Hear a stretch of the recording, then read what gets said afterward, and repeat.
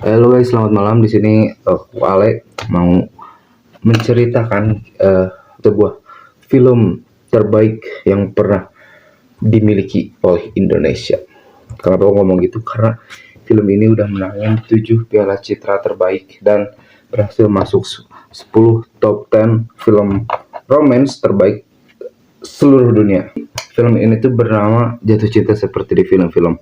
Jadi film ini tuh menceritakan seorang penulis bernama Bagus.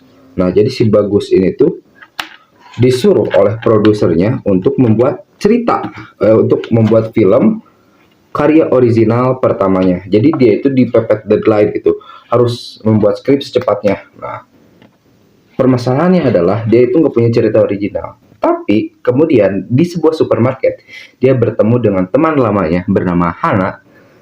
Dia itu bisa dibilang cinta pertamanya lah. Dan ternyata Hana itu telah memiliki suami, namun baru meninggal 3 bulan yang lalu. Nah di situ Bagus ini ngobrol lah sama Hana dan dia teringat tentang cintanya yang masa lalu.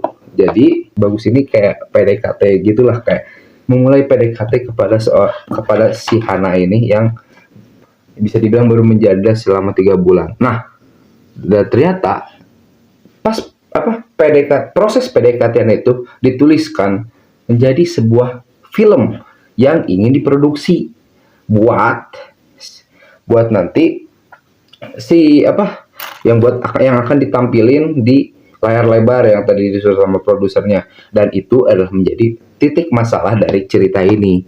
Hal yang bagus dari film ini tuh gimana ya? Dan film ini tuh film hitam putih. Bayangin Indonesia di tahun 2024 membuat film hitam putih.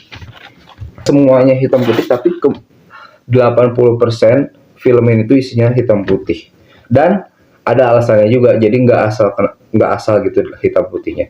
Ada makna mendalam kenapa film ini tuh dibuat hitam putih gitu. Dan acting dari si Bagusnya ini yang diperankan oleh Ringo Agus dan Nirina Zubir sebagai Hana itu perfectnya bagus banget.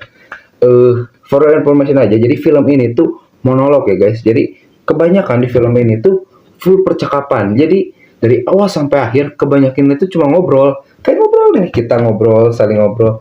Nah, isi film Jatuh Cinta Seperti Film itu film monolog. Jadi gimana ya, kalian tuh cuma kayak ngeliatin orang ngobrol yang lagi PDKT-an. Tapi jeniusnya penulis cerita ini yang dia Lawrence, dia itu membuat sebuah skripnya itu senatural mungkin. Jadi kita kayak nggak lihat orang lagi acting, tapi kayak lagi ngobrol biasa, kayak bercanda biasa. Jadi ditambah sama acting pemerannya tadi si Ringo Agus sama Nirina Zubir itu bagus banget. Dia itu gimana ya, bisa ngedeliver emosi yang dibawa si Bagus, sama Nirina Zubirnya juga bisa memperlihatkan seorang karakter perempuan yang baru menjanda tiba-tiba dinaksir sama teman lamanya gitu. Jadi komplikasi antara karakternya itu mantep banget. Dan dari sisi sinematografinya top marko top guys.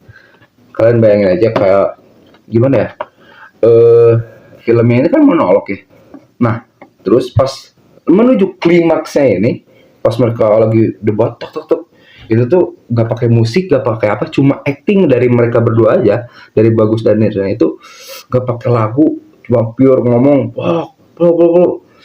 itu deg-degannya teh kerasa gitu Pak, apalagi pas nontonnya jai deg-degannya tuh mantap pokoknya mah. Apalagi salah satu yang bagus itu adalah pemeran pendukung perempuannya yang diperanin oleh Sheila Dara. Jadi Sheila Dara ini tuh kayak sebagai editor dari film yang ingin dibuat oleh si Bagus. Nah, jadi setiap dia yang ngomong itu ditampilin gitu. Misalkan, wah sini nih kayaknya bagusnya pakai drone shot dari atas. Oh, tiba-tiba filmnya beneran dari drone shot. Ini kayaknya filmnya dibagi dua. Yang satu nunjukin bagusnya, yang satu nunjukin Irunnya beneran. Terus pas si Bagus ngomong, dan film ini akan menjadi hitam putih. tiba-tiba hitam putih. Itu kreatif banget gitu. Itu dari segi apa, segi sinematografi itu kreatif banget. Aku belum pernah ketemu film yang kayak gini. Jadi film itu kreatif, unik, humornya lucu banget. Humornya itu secara natural, nggak dipaksain gitu. Jadi nyatu sama ceritanya gitu. Jadi mantap pokoknya mah. Dan ya, film ini tuh adalah film yang telah mendapatkan 7 piala film Festival Indonesia. Dan yang pertama itu, film ini itu mendapatkan juara cerita panjang terbaik tahun 2024. Yang kedua, penulisan skenario original terbaik 2024. Yang ketiga, pemeran utama pria terbaik. Yang keempat, pemeran utama perempuan terbaik. Yang kelima, pemeran pendukung pria terbaik. Yang keenam, perempuan pendukung. Dan yang terakhir adalah penciptaan lagu tema terbaik. Nah, gila, 7 piala diborong sama film ini. Bayangin, kalian kalau masih belum nonton. Dan katanya tanggal 12 Desember itu bakal dirilis ulang di bioskop. Dan kalian jangan sampai ketinggalan film ini. Ini film kalau nonton di bioskop itu tapi kalau kalian buat yang nggak bisa nonton di bioskop, kalian bisa langsung aja nontonnya di Netflix, guys. Ada streamingnya. Dan pokoknya jangan lupa buat nonton film ini. Ini juga salah satu film terfavorit saya sepanjang masa, guys. Ini bagus banget filmnya, indah, masterpiece. Pokoknya mah, buat yang belum nonton, segera nonton agar tidak menyesal. Harus sekali seumur hidup ya.